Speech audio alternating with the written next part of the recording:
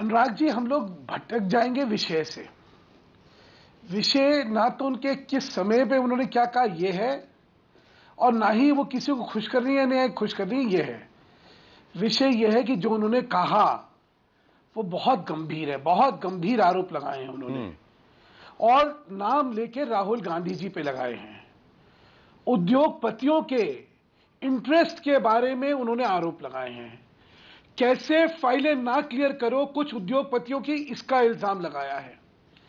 ऐसे में जो गंभीरता रहेगी इस विषय की कि जो उन्होंने आरोप लगाए हैं उस पर हम लोग चर्चा रखें अपनी, क्योंकि कांग्रेस की तो कोशिश रहेगी ना कि जो मूल्य विषय है उससे हटा के अलग अलग बातें करी जाए। मैं आपके सामने सिर्फ एक चीज रखना चाहता हूं, आप ये मानेंगे ना कि ये बहुत गंभीर आरोप है जी। अभी तक इन आरोपों के बारे में राहुल गांधी जी का स्पष्टीकरण आया क्या? अगर उनका दामन साफ है तो उनको कहना चाहिए था कि नहीं, जो कहा गया है वो झूठ है, मैंने कुछ नहीं करा, मेरा पाक दामन है। कहते वो क्यों वो नहीं कहेंगे? उनके बाकी नुमाइंदे इधर उधर कुछ भी बोलते रहेंगे क्योंकि जवाबदेही नहीं होगी। राहुल गांधी जी जब इसको असत्य बोलेंगे तो जवाबदेही इसलिए निकल आएगी क्योंकि उसके साथ दसियों दस्तावेज सामने आ सकते हैं। देखिए, यूपीए का कार्यकाल धांधली और घोटालों का कार्यकाल था, ये सब जानते थे, लेकिन हमेशा जो है किसी और के ऊपर जो है तलवार चलाने की कोशिश हुई। लेकिन आज के कथन के बाद ये सत्य सामने निकल आया कि घोटालों के जड़ में मूलतः गांधी परिवार खुद था, राहुल गांधी खुद थे। चाहे वो 2G घोटाला हो, उसकी जानकारी और उसकी सहमति थी।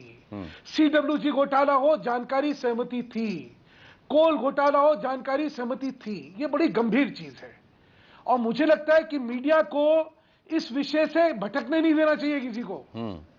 सिर्फ विषय पे रहे हम लोग कि क्या जो उन्होंने कहा वो सत्य है या नहीं सत्य है।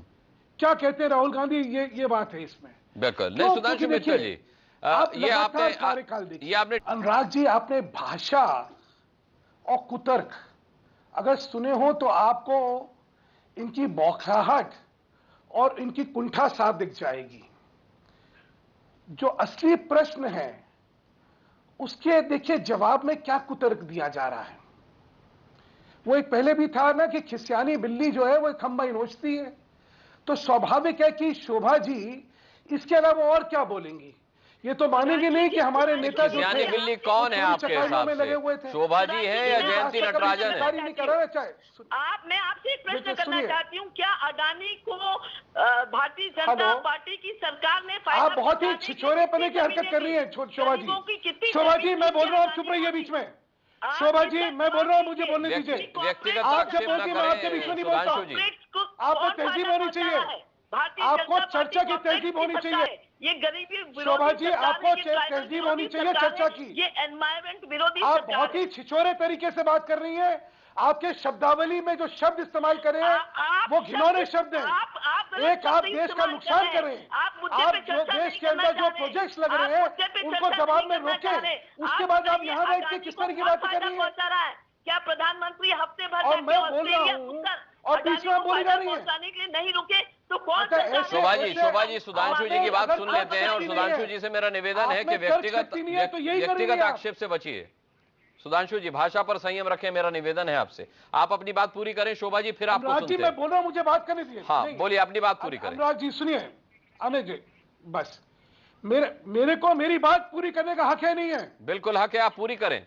मेरे को मेरी बात रखने दे, उसके बाद जो बोले। जब ये बोल रही थी मैंने एक शब्द नहीं बोला, इनको बीच में बोलने का क्या मतलब है?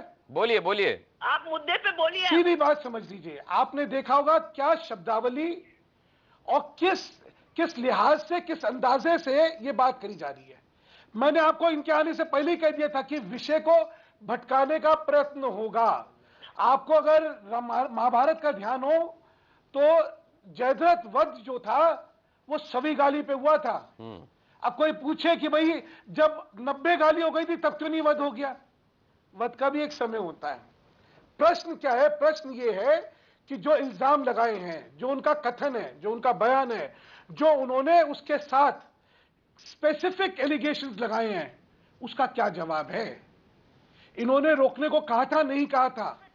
देश में हजारों करोड़ रुपए की यहाँ पे निवेश हो रहा था, उसको रोकने को कहा था या नहीं? मामला उससे आगे बढ़ गया सुधांशु जी, आप समझे नहीं। शोभा ओझा का कहना है कि ये आरोप बेबुनियाद हैं और ये जयंती नटराजन ने अमित शाह के साथ बैठ करके स्क्रिप्ट लिखी है 3 दिसंबर को जब वो मिली थी, वो तो इन आरोपों को बेबुनियाद बता रही हैं। अनुराग जी, प्रश्न मैंने आपसे, अनुराग जी मैंने फिर आपसे ये कहा था कि इनके राहुल गांधी जी को इस पे स्पष्टीकरण देना चाहिए ताकि वो बोले ना, वो बोले कि इन्होंने झूठ बोला है। मैंने कभी भी वेदांता के लिए नहीं कहा, मैंने कभी भी किसी प्रोजेक्ट को रोकने के लिए नहीं कहा, मैंने कभी इसके लिए नहीं कहा, मैंने कभी उसके लिए नहीं कहा। वो बोले ताकि एक बार शोभा ओझा जी राहुल गांधी सामने आकर बोलेंगे क्या ये बात? सामने उजागर होगा। शोभा ओझा जी राहुल गांधी सामने क्यों नहीं आ जाते? देखिए क्यों बच रहे हैं, क्योंकि जांच होगी।